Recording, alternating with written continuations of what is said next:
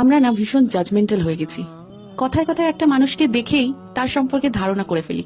তুই আজকাল ভীষণ চিড়চিড়ে হয়ে গেছিস, খুব খিটখিট করিস, দেখা সাক্ষাৎই করিস না, ভীষণ বদলে গেছিস। এত অহংকার ভালো নয়। আসলে কি বলতো, মনের ভেতর সবসময় এত কিছু চলতে থাকে যেগুলো সবসময় ভাষায় প্রকাশ করা যায় না। চিড়চিড়ে হয়ে গিয়েছি, খিটখিট করি, কারণ আমি রোজ নিজের সাথে লড়াই করতে করতে ক্লান্ত, বিধ্বস্ত।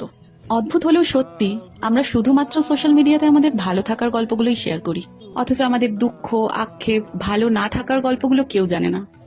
রাদার আমরা কাউকে জানতে দিই না।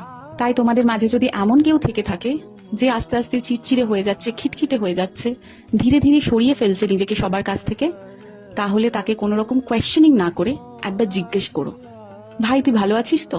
কখনো কখনো জানো তো, সলিউশনের দরকার পড়ে না, জাস্ট একজন মানুষের প্রয়োজন হয় যাকে তুমি নিজের মন খুলে তোমার সব কথা শেয়ার করতে পারবে। কিন্তু এমন মানুষের বড় অভাব।